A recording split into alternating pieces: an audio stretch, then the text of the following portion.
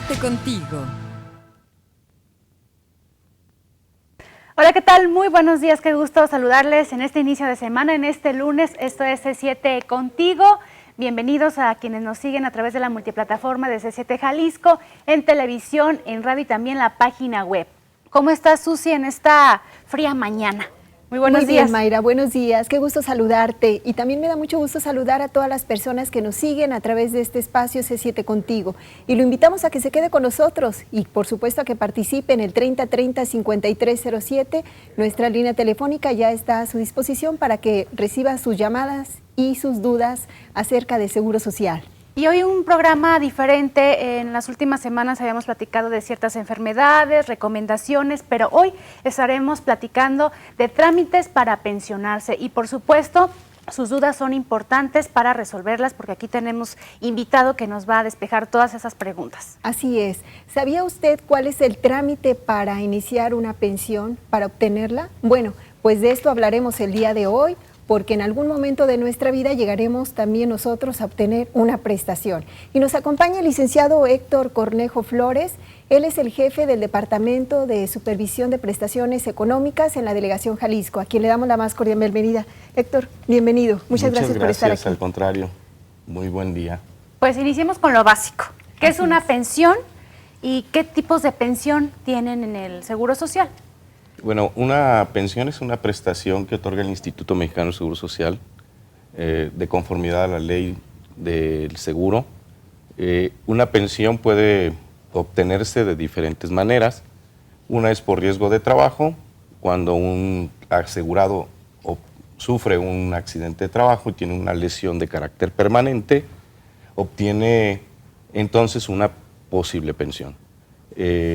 Cuando el trabajador tiene una enfermedad que lo imposibilita para trabajar, puede obtener una pensión que llamamos nosotros de invalidez. Y bueno, hay otro tipo de pensiones que son un poquito más agradables, son las pensiones por dejar de trabajar y por cumplir cierta edad, de cesantía a los 60 años y de vejez a los 65 cuando dejan de trabajar. Son básicamente las prestaciones por pensiones en vida y hay pensiones para los beneficiarios de los asegurados en caso de muerte del asegurado. Ok, ahorita comentabas son como diferentes tipos de modalidad de pensión. Hablaba sobre los riesgos de trabajo. ¿Qué tiene que ver el trabajo para que un trabajador, cuando llegue a una edad, comentaba 60 años o 65, pueda obtener una prestación? ¿Y cuáles serían sus requisitos o sus condiciones para recibirla? Bueno, hablando de riesgos de trabajo, no necesitamos más que estar inscritos en el Instituto Mexicano del Seguro Social. En el primer minuto sufre un accidente de trabajo, tiene una lesión que sea de carácter permanente, entonces tiene la posibilidad de obtener una pensión.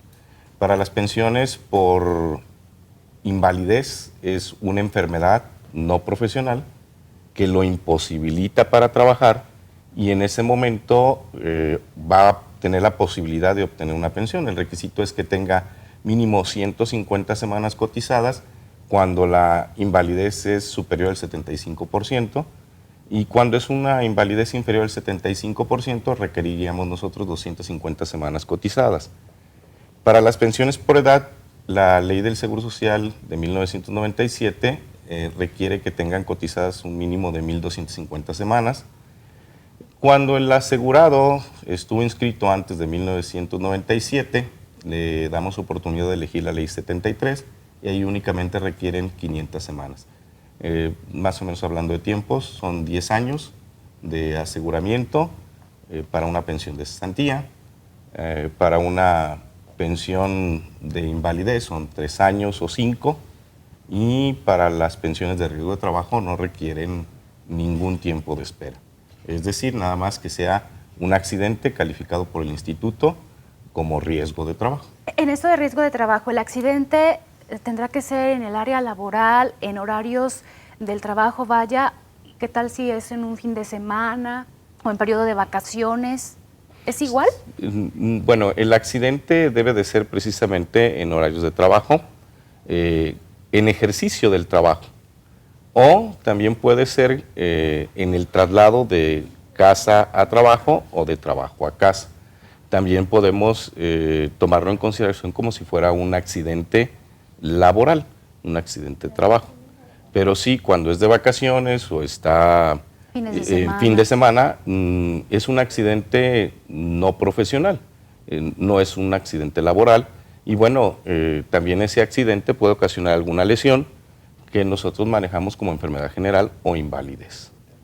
¿Qué diferencia hay entre esto que comentas sobre los riesgos de trabajo y la invalidez? Porque ambas tienen que ver con el trabajo, o ambas imposibilitan a una persona para trabajar, o cómo es para que precise con nuestro público esta diferencia. Bueno, ¿O es igual? No es lo mismo. Una enfermedad general va a tener el trabajador, el asegurado, cuando no por el motivo, no con ejercicio del trabajo. Es, una situación de, ¿cómo explicarlo? Yo tengo un general. cáncer, por ejemplo. Eso puede ser el cáncer, puede ser que te dé sin que estés trabajando o estando trabajando. Es una enfermedad general. En cambio, cuando tú estás trabajando y sufres un accidente, una caída y te lesionas la columna, entonces el trabajo te hizo esa enfermedad, que fue la enfermedad de la columna. Entonces esa es la diferencia. El trabajo te puede ocasionar una lesión o una enfermedad.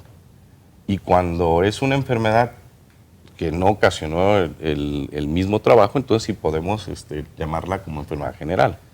Es diferente. Ok, pero ambas. El riesgo de trabajo tiene dos condiciones, entonces aquel accidente que me ocurre cuando estoy trabajando o desarrollando mi labor, o esa enfermedad que se va generando con motivo del trabajo. Y la otra que tú comentas es una enfermedad de tipo general que no está relacionada con el trabajo, es así como lo estamos entendiendo. Así es. Y la prestación entonces es diferente. Son dos prestaciones totalmente diferentes. ¿Nos podrías precisar? Sí, por ejemplo, cuando tenemos un riesgo de trabajo, la pensión que podemos recibir es el 70% del salario cotizado al momento del accidente o el promedio de las últimas 52 semanas, si es una enfermedad general y no podemos precisar la fecha de inicio de esa enfermedad.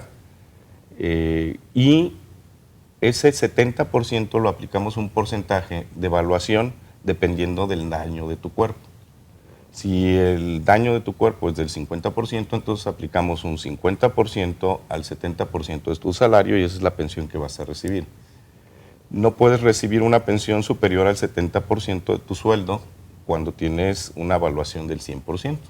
Es decir, el 100% es el 70% de tu salario. Y en cambio de invalidez, bueno, ahí estamos manejando que la pensión de invalidez vas a recibir el promedio, el salario promedio de los últimos 10 años indexados al Índice Nacional de Precios al Consumidor, y de ese porcentaje le sacamos el 35%, que es la pensión de invalidez, y aumentamos con asignaciones familiares. Cuando tienen esposa e hijos, se aumenta un 15% y un 10% para esposa y para hijos. Si no hay esposa ni hijos, bueno, entonces podemos dar una ayuda por soledad, que es un 15% adicional, o en el caso que no tengan ni esposa ni hijos, entonces, pero si tienen padres y viven con ellos, entonces le damos un 10% por cada uno de los ascendientes. Seguimos en del riesgo de trabajo. Pues sin duda es un golpe para la familia cuando pasa este tipo de incidentes en el trabajo y se tramita la pensión. ¿Es mucho el tiempo de trámite para que llegue el recurso a esa familia, al pensionado? Bueno, realmente no debería de ser tanto el tiempo. El tiempo va a depender de los trámites que haga el mismo asegurado o sus familiares. Para que yo le pueda pagar el Instituto Mexicano de Seguro Social a una persona, necesita tener ciertos requisitos. El primero es estar inscrito, lógicamente, en el instituto, estar trabajando, haber sufrido un accidente y que ese accidente lo haya calificado un médico de salud en el trabajo en el instituto. Una vez que se hace la calificación, entonces nosotros procedemos a hacer el pago, ya sea de la incapacidad temporal o de la pensión que corresponda por la lesión de carácter permanente. El tiempo que va a tardar, bueno, va a ser el que el mismo asegurado haga los trámites correspondientes.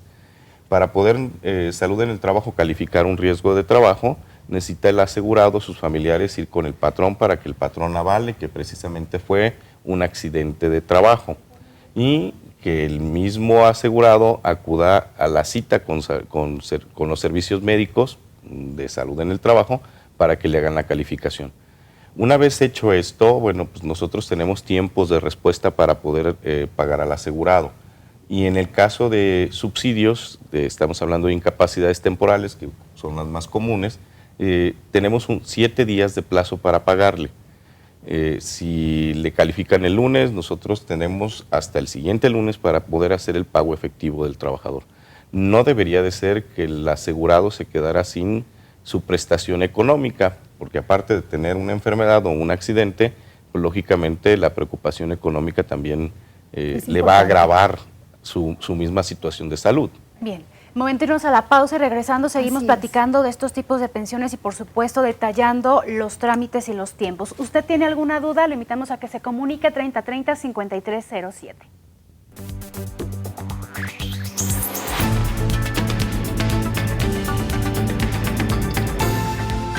C7 contigo.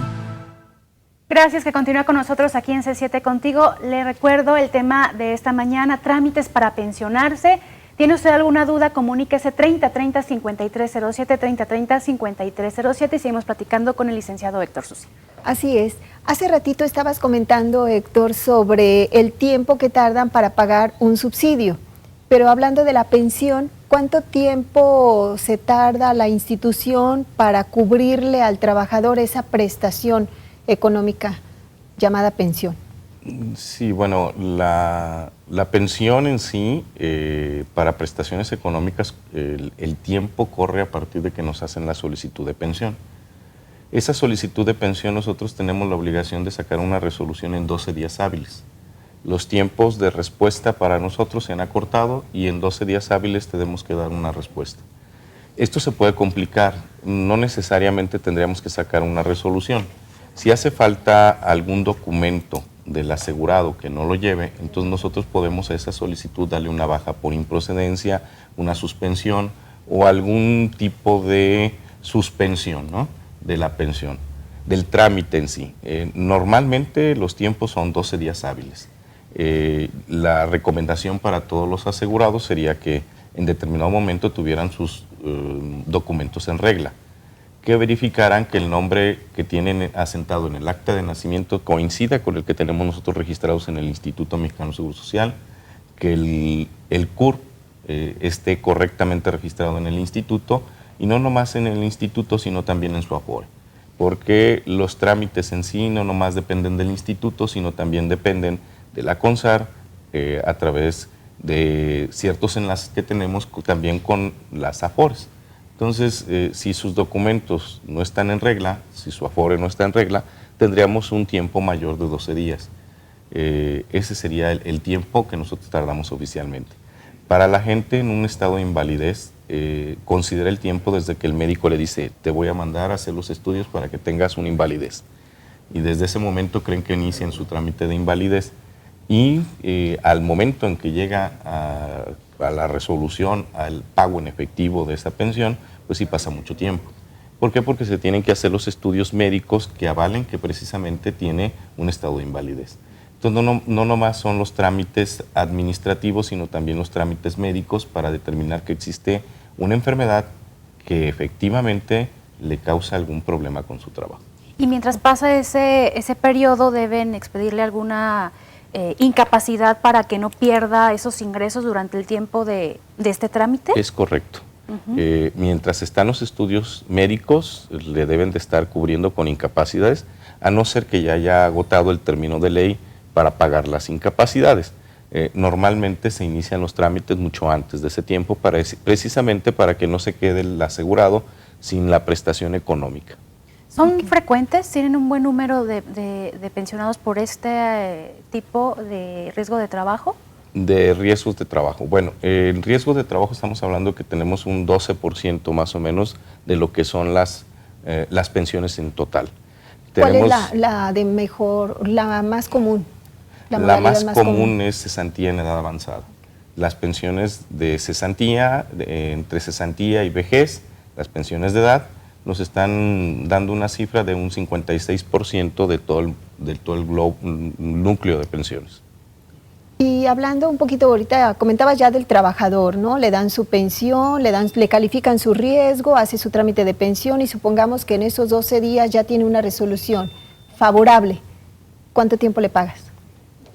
Bueno, ahí va a depender de en dónde haya caído la resolución, en qué día del mes, para poder nosotros determinar si ya se produjo la nómina del mes siguiente o si no, es hasta la siguiente nómina. Por decirte algo, si la resolución cae después del 15 de cada mes, nosotros cerramos la nómina del mes siguiente en el día 15. Si cae el día 15, es muy probable que lo vaya a recibir hasta el mes de marzo. Si fuera, En este caso, si fuera el 15 de enero, si la resolución cayó el 15 de enero, el primer pago lo va a recibir en la nómina de marzo, el 1 de marzo. Si fue antes, el 14, es muy probable que ya vaya a cobrar en el mes de febrero. Es relativo. ok. Y hablando un poquito de la familia del trabajador, cuando fallece el trabajador, Mayra, que también son temas importantes, fallece el trabajador titular de ese derecho, ¿qué pasa con su familia? ¿Su esposa, Los sus hijos? ¿Tienen derechos? Sí, bueno, en el caso de fallecimiento tenemos pensiones por viudez, por orfandad y por ascendientes. La viuda va a recibir el importe, la pensión que le hubiera correspondido recibir al asegurado en un 90% si es en el caso de enfermedad general o invalidez, o cesantía en edad avanzada o vejez. En el caso de riesgos de trabajo, si fallece el asegurado por riesgo de trabajo, recibiría, siempre y cuando hubiera tenido 150 semanas o 150 semanas únicamente, recibiría entonces el 90% de la pensión que hubiera estar recibiendo el asegurado.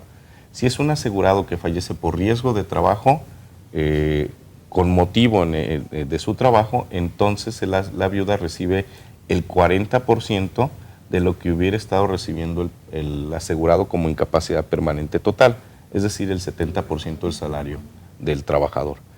Para los huérfanos tienen derecho a recibir una pensión por el fallecimiento del asegurado hasta los 16 años o hasta los 25 si se encuentran estudiando en los planteles del Sistema Educativo Nacional, o en el caso de que tengan algún estado de invalidez, tendrían la posibilidad de recibirlo de por vida, siempre y cuando el instituto lógicamente dictamine la invalidez a esos huérfanos. Si no hay ni esposa ni hijos, entonces los padres tienen la oportunidad de recibir una pensión también por el fallecimiento del asegurado. Para poderla recibir, lógicamente tendría que tener, aparte de no tener esposa, hijos, el asegurado, tener una convivencia con los papás. Serían básicamente los requisitos, y en semanas, bueno, únicamente la ley maneja que tiene que estar asegurado durante 3 años, y en riesgo de trabajo, pues como lo dijimos anteriormente, a partir del primer minuto de inscripción en el instituto, están completamente protegidos. ¿Los hijos qué porcentaje reciben, qué cantidades reciben? Sí, bueno, los hijos van a recibir un 20% de la pensión que le hubiera correspondido al asegurado. ¿Cada uno de los hijos? Cada uno de los hijos. Todos los que tenga el asegurado. Así es, en caso de que sobrepase del 100%, voy a poner un ejemplo, es la viuda el 90% más un hijo, ya son el 110, entonces hacemos un prorrateo. Le damos una parte proporcional al hijo y una parte proporcional a la señora. Normalmente es del mismo núcleo familiar, y la que lleva la tutela va a ser la mamá, la viuda, entonces le damos a la viuda el 100% de la pensión que le hubiera correspondido a él. Si son 3 hijos, entonces es el 90% más el 60%, pues ya no sobrepasa. Entonces hacemos también igual unos ajustes. Ajustamos la pensión, le damos menos a la viuda, le damos menos a los hijos para que sea equitativo. ¿Qué pasa si la viuda se casa? ¿Qué pasa si la viuda se casa? Bueno, si la viuda se casa, la ley del Seguro Social le permite a la viuda pedir un finiquito. Le damos a la viuda un finiquito de su pensión y si hay huérfanos se reparte entre los huérfanos la pensión hasta llegar al 20% de cada uno de ellos. Es un término de la pensión de viudez cuando la viuda o el viudo se casa, porque también ya los hombres tienen derecho a la pensión de viudez. ¿Y a los hombres se los dan en la misma condición que la mujer, de manera inmediata? Fallezco yo y mi esposo va a hacer el trámite, igual que fallece un asegurado, la esposa va a hacer el trámite y se lo pagan igual. Sí, ¿Hay la misma condición de igualdad? Es la misma condición de igualdad, solamente un pequeño detalle. Los hombres sí tenemos que demostrar la convivencia con la mujer y la mujer no tiene que demostrar la convivencia con el hombre. Simple y sencillamente la mujer presenta un acta de matrimonio, no hay divorcio, tiene el derecho a la pensión de viudez, aunque no haya convivido en los últimos años con el marido, con el asegurado. En cambio, los hombres sí tenemos que demostrar la convivencia antes del fallecimiento del asegurado. ¿Hay un requisito adicional para el varón? Adicional para el varón, es el único requisito. Okay. La única condición. Si están separados, aunque no estén divorciados, el hombre no tendría derecho a la pensión de viudez. Okay. Adelante. Ok. La pregunta, no soy la esposa, ¿también tengo derecho? Si es la compañera, sí tiene derecho siempre y cuando no exista esposa. Siempre y cuando no existe esposa. ¿En qué condiciones tiene derecho la persona que vive con el asegurado no siendo la esposa? Bueno, en el instituto estamos manejando el concubinato cuando ya tienen una convivencia como marido y mujer durante 5 años. Pero ese tiempo se acorta siempre y cuando tengan hijos.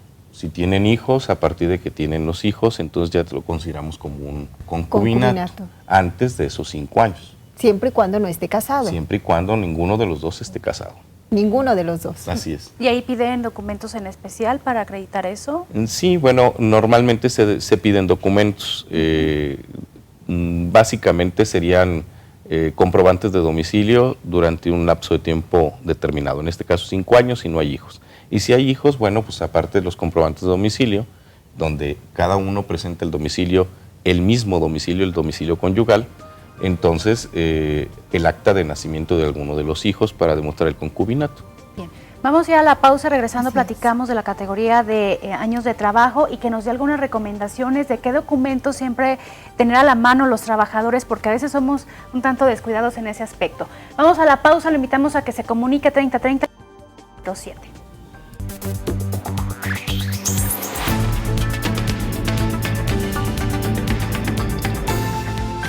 C7 contigo. Ya estamos de regreso, lo invitamos a que se comunique al 3030-5307, 3030-5307, Susi. Y seguimos platicando con el licenciado Héctor Cornejo acerca de las pensiones y sus trámites. Hablábamos hace ratito en el corte un poquito de los tiempos que se requieren para que puedan accesar a una pensión, es decir, las semanas cotizadas o los tiempos laborados. ¿Cuáles son los requisitos para que un trabajador tenga o cubra un tiempo de espera y pueda recibir una pensión? ¿Cuántos años o cuánto tiempo? Para cesantía en edad avanzada requeriríamos mínimo 10 años si es un asegurado inscrito antes de 1997. Y cerca de 23 años, 1.250 semanas, para aquellos asegurados que se inscribieron por primera ocasión después del 1 de julio de 1997. Esos son los requerimientos en semanas para cesantía en edad avanzada. Para invalidez se requieren 3 años, 150 semanas, cuando la invalidez es superior al 75%, o 5 años cuando la invalidez es inferior al 75%. Para riesgos de trabajo no se requiere ninguna semana, el primer minuto que esté inscrito, en ese momento tiene el derecho a la pensión. Para las pensiones de muerte se requieren 3 años de aseguramiento para poder tener derecho a una pensión. Ahora, hay que tener claro que esas semanas no precisamente deben de ser continuas. pero sí tienen que tener una conservación de derechos. Cuando nosotros estamos asegurados y dejamos de estar asegurados en un determinado momento, conservamos nuestro derecho una cuarta parte del tiempo que estamos asegurados. O en otras palabras, trabajé 10 años, dejé de trabajar, tengo 2 años y medio de que conservo mis semanas para hacerlas efectivas cuando sufra alguna invalidez, alguna cesantía, alguna vejez y pueda yo tener el derecho a una prestación. Las semanas deben de estar en un término de conservación de derechos. Entonces, es muy importante las semanas de cotización. Yo preguntaría, una persona que tiene 7 años trabajando, fallece y deja un menor, ¿tiene derecho a recibir este menor una pensión? Sí, hablábamos de pensiones en muerte, son 3 años, él tiene asegurado 7. Si el fallecimiento es estando asegurado, o sea, vigente en sus derechos, lógicamente sí va a tener el derecho. Habría que revisar el caso, si el asegurado dejó de trabajar durante un tiempo determinado, entonces sí tendríamos que ver que estuviera en esta conservación que manejábamos. Okay. La conservación de derechos. Yo como trabajador debo hacer algo para que no me afecte en este tema de las semanas cotizadas. Si cambio de trabajo, ¿se me van sumando las semanas aunque cambie de trabajo o debo de hacer algún trámite cuando cambio de empleo? Las semanas se acumulan, definitivamente. Tú puedes cambiar durante toda tu vida laboral en muchas ocasiones de trabajo. Lo que sí tienes que estar al pendiente es que en todos los trabajos sí te aseguren y con el salario que corresponde correctamente. ¿Cómo lo puedes checar? Muy fácilmente. Puedes entrar a la página del IMSS y solicitar semanas cotizadas. Puedes verificar en tu unidad de medicina familiar si estás vigente. En tu estado de cuenta de la Afore puedes checar que efectivamente te están ingresando cuotas de tu nuevo aseguramiento. Lo importante es que tú tengas la certeza de que sí tienes un aseguramiento y sí se acumulan. ¿Qué pasa con los trabajadores del Estado que tienen esta modalidad de pensiones del Estado? ¿Ahí es diferente a otros trabajadores? Sí, claro. Aquí en pensiones del Estado, para Instituto Mexicano de Seguro Social, los trabajadores del gobierno del Estado tienen derecho únicamente a atención médica. Para pensión no pagas como trabajador ni como patrón el hecho de que voy a cotizar para una pensión. Lo hacen a través de pensiones del Estado. Tiene su propio sistema pensionario, entonces, el gobierno del Estado. ¿Tenemos ya llamadas, Mayra? ¿Nos vamos a las llamadas? Pregunta una persona, deja solo su teléfono. Un familiar de mi mamá le está arreglando la pensión de mi papá. Él tiene muchos años sin cobrar la pensión. Mi pregunta es, ¿mi familiar puede cobrar todo lo que se le debe dar, todo el dinero, o el Seguro Social le debe de dar todo a él? Está un poco confusa la pregunta. Voy a suponer que el señor ya era pensionado, que dejó de cobrar por alguna causa y que ahora hay que volver a darle la pensión al señor. Tenemos lamentablemente la información de que únicamente le podemos dar un año retroactivo de pago. A partir de la fecha que nos haga la reclamación, le podemos dar un retroactivo de un año. Si una persona nos solicita, en caso de que no sea pensionado, nos solicita una pensión en este momento y la pensión pudo haber iniciado hace 5 años, nosotros de todas maneras le vamos a pagar un año anterior. La respuesta es la misma, únicamente le vamos a pagar un año de retroactividad. Y bueno, deja su número de teléfono, Mayra, nos comunicaremos para precisar un poquito más y darle una mejor información. Mari Flores comenta, un esposo viudo puede tramitar la pensión ya que su esposa tenía pensión de invalidez y falleció hace un año. ¿Le pueden otorgar a él la pensión? Sí se la pueden otorgar. En el caso de que sea una pensionada con ley 73, necesitaría un requisito adicional que marcaba la ley antes de la modificación, que es el estado de invalidez. Pero creo que ahí está manejando que él ya tiene un estado de invalidez, por lo tanto sí tendría derecho a una pensión. Ok. También llama Manuel Jiménez, dice, tiene pensión de invalidez del año 2001 y quiere saber si puede solicitar la pensión de cesantía y vejez. No, bueno, lamentablemente la pensión de invalidez, cesantía y vejez son incompatibles. Son diferentes. no son compatibles, se otorga una de las tres. Si tienes una cesantía, ya no puedes tener una de invalidez. Si tienes una de vejez, ya no puedes tener una de cesantía, o al revés. Las que son compatibles son las de riesgos de trabajo. Habría que tener bien claro, existe mucha confusión con respecto a riesgos de trabajo con invalidez. Si tiene una pensión de riesgo de trabajo, si sufrió un accidente y tiene una pensión de riesgo de trabajo, entonces sí es compatible con la de cesantía.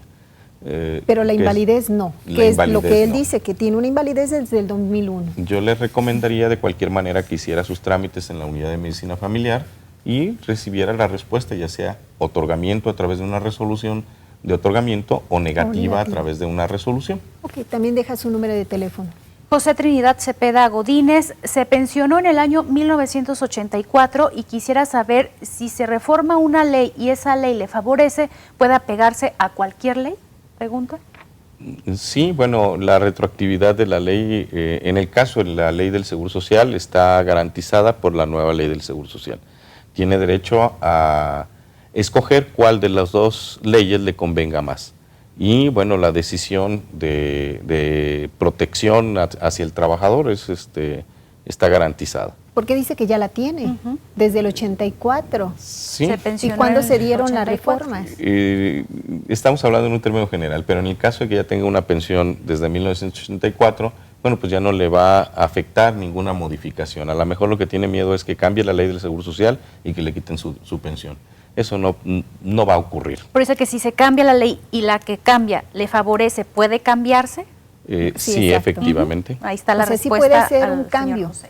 Teniendo ya una pensión, cambia la ley, puede acudir nuevamente para que haga su modificación porque le va a beneficiar. Teniendo ya Esa es una la- pensión, no es factible hacer una modificación si cambia la ley, a no ser que existan ciertas condiciones. Por ejemplo, que él estuviera de nuevo asegurado desde 1984. Habría que ver qué tipo de pensión es. Si es un riesgo de trabajo, pues lógicamente la modificación de una ley le puede beneficiar. Pero estamos hablando de muchos supuestos. Nos dejó un teléfono y a lo mejor nos comunicamos con Así es. Hay que precisarlo. Así es. Platicando de estas pensiones que decías que no eran compatibles con la invalidez, el tema de la pregunta de Manuel, ¿nos puedes platicar un poquito de la pensión de cesantía o la pensión de vejez? Sí, claro.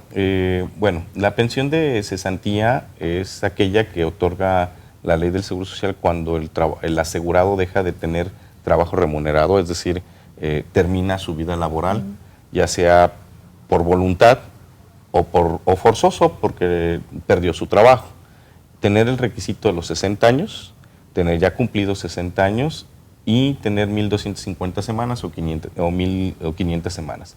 Es decir, si cumplimos con esos tres requisitos básicos, podemos acceder a una prestación económica, una pensión de cesantía que le va a otorgar una seguridad económica por el resto de su vida. En este caso de cesantía. En el de vejez los requisitos únicamente cambian a que tiene que tener 65 años en lugar de 60. ¿Qué diferencia entre una pensión de cesantía y vejez? Bueno, la de vejez le hacemos un cálculo y le damos una pensión de vejez. A los 60 años pide una pensión de cesantía, entonces le damos a los 60 años el 75% de lo que le hubiéramos dado a los 65 como vejez. Es como adelantado. Es adelantado. Y en lugar de darle la pensión de vejez, le damos el 75% de esa pensión de vejez. Si lo solicitan los 61, le damos el 80% de la pensión de vejez y así sucesivamente hasta llegar al 100%, que es la pensión de vejez. El 100% de la pensión, no de su salario, porque también hay mucha confusión al respecto. Bien, De acuerdo. vamos a nuestra última pausa, Así Susi, es. con la invitación a que se comunique 3030-5307. Regresamos con más.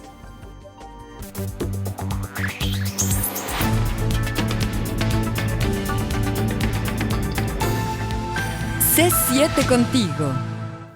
Ya de regreso aquí en C7 contigo y nos vamos con Anaí, que nos tiene información importante. Muy buenos días, Anaí. Muy buenos días, Mayra. Buenos días a todos nuestros televidentes y radioescuchas. El día de hoy les voy a, aparte de darle lectura a sus llamadas, les quiero informar sobre la unificación de número. Es muy importante que todo el derechohabiente, es decir, el trabajador, tenga solamente un número de seguridad social, no tienen que tener 2 o más. Si ustedes llegaran a tener 2 o más números de seguridad social, es importante que realicen la unificación de número. Esta se tiene que realizar en la clínica a la cual pertenece, ahí les van a otorgar un formato que se le llama unificación de número, es importante que lleven los números que tengan y aparte su identificación oficial. De ahí les van a indicar qué subdelegación les corresponde para hacer este trámite. Solamente como dato importante, solamente un número de seguridad social. Importante también corroborar que sus datos estén correctos. También se tiene que hacer corrección de nombre y cualquier tipo de datos para cualquier trámite de los cuales estamos hablando el día de hoy de pensiones. ¿Le doy lectura? Sí, adelante. Ahí con y le voy a dar lectura a unas llamadas. El señor Salvador Flores comenta que tiene 55 años y está desempleado, ya que no ha podido encontrar trabajo. Actualmente cuenta con 1,525 semanas cotizadas y presenta demasiadas molestias en la cabeza y nervios. Él podría tramitar alguna pensión por invalidez, ya que todavía le faltan 5 años por pensionarse por cesantía. Bueno, sí puede iniciar los trámites para una revisión del estado de invalidez. Si él cree que tiene una enfermedad que le imposibilite a trabajar, es muy probable que lo tenga, entonces habría que tener la seguridad. Hay que iniciar sus trámites de dictaminación en su unidad de medicina familiar para que médicamente revisen si tiene esa posibilidad. ¿Tendría que acudir al área de salud en el trabajo o con su médico familiar? Normalmente hay que acudir al área del control de prestaciones, al archivo clínico que normalmente conocen, para solicitar que esté dentro del periodo de conservación de derechos. Ahí le dan un documento donde lo mandan al área de salud en el trabajo para que le hagan la valoración correspondiente. Perfecto, muchas gracias. Tenemos un anónimo. Comenta que a sus 50 años dejó de trabajar, ya tenía cotizadas en el régimen anterior. Dice que en el régimen anterior del 97 mis semanas cotizadas que se requieren. Me imagino que en el año del régimen 73 tenía sus 500 semanas, pero le dijeron que se esperara a los 60 años para tramitar su jubilación. Pero actualmente, y ahora que tiene los 60 años, solicitó hacer el trámite, pero le dijeron que tiene que trabajar como mínimo 1 año para actualizarlo. Y dice que ahora le están tomando en cuenta la ley nueva, la ley 97, y que alguien le dijo que firmara una conformidad de que ya no podía pedir su jubilación con la ley anterior. No, más bien aquí es una cuestión de conservación de derechos. Lo comentábamos, si un asegurado dejó de tener seguro, pierde su derecho. ¿A qué? A la pensión. La ley estipula que después, si tú cotizaste un tiempo determinado, conservas tus derechos 1/4 parte. Si él cotizó 10 años, conserva sus derechos 2 años y medio. Podría ser que al momento de cumplir los 60 años él ya esté fuera de esa conservación de derechos. No tiene nada que ver una ley o la otra. Es más bien que dejó de tener seguro social durante un buen tiempo, que perdió ese derecho a la pensión. Pero que lo puede recuperar. Que lo puede recuperar, como le dijeron en su momento, ¿no? Él, para poder recuperar sus derechos, necesita laborar durante 1 año continuo. Durante 1 año, 52 semanas, recupera todas las semanas anteriores. No tendría nada que ver con un régimen u otro, pero sí con una conservación de derechos. Muy bien. Mario Hernández comenta que él es viudo y no le han resuelto el pago de la pensión por la muerte de su esposa hace ya 8 meses. Él tiene un negocio propio, vende tacos y tenía seguro por ella. ¿Qué es lo que puede hacer? Bueno, habría que ver en qué situación está su trámite, porque una cosa es que no le resuelva el instituto y otra cosa es que no cumpla con los requisitos. Nos llevamos, me imagino, el caso para poder verificarlo y nos comunicamos con él. Sí, en este caso, señor Mario Hernández, sería importante que nos dejara su número telefónico, porque no lo dejó aquí, por favor. El señor Jaime Ríos comenta que le suspendieron el seguro que tenía, a su hija que estaba estudiando segundo de prepa, pero actualmente tiene seguro de estudiante y está embarazada. Es importante comentarle que si tiene un seguro de estudiante, puede darse de alta en la clínica a la cual pertenece, y este seguro cubre el embarazo. ¿Estoy en lo correcto? Es correcto. Okay. Muy bien. La señora Rocío Montes comenta que dio de alta a su papá con su seguro y él está enfermo internado en el civil. Lo quieren pasar a un hospital del IMSS. ¿Qué debe hacer? Porque en el civil tiene que pagar la atención. En este caso es muy importante que nos deje también su número telefónico para saber qué hospital o clínica le corresponde.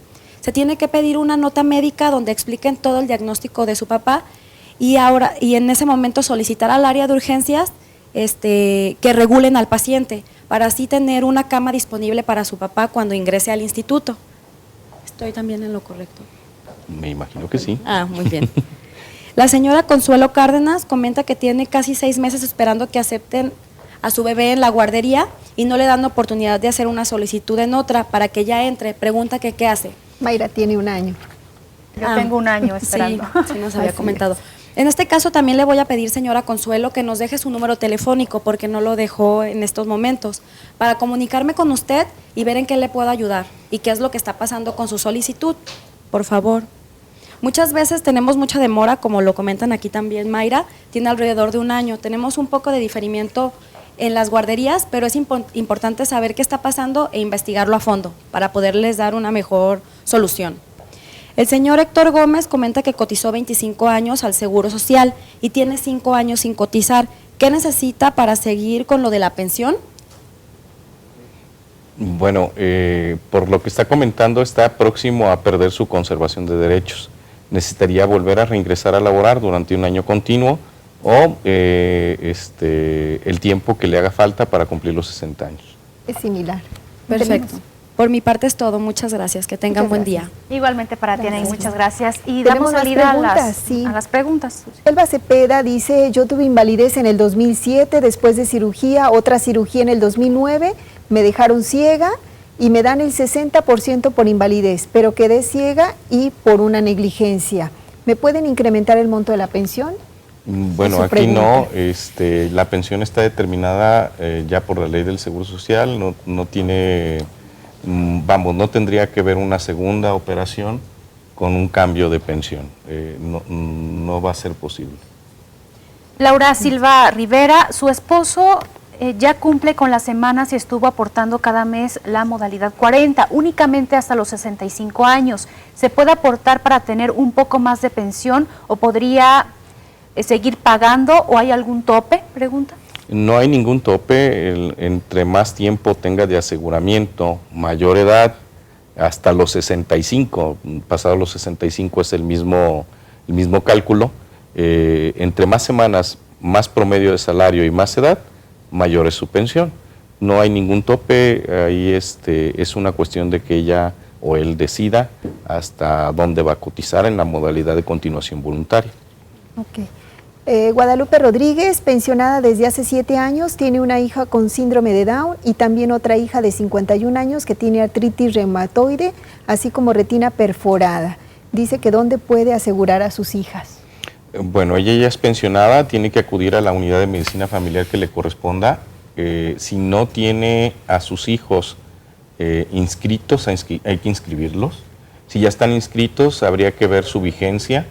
La señorita de síndrome de Down, pues el síndrome de Down es de nacimiento, por lo tanto sí tendría derecho a una prórroga por invalidez por ser hija de pensionada, independientemente de la edad.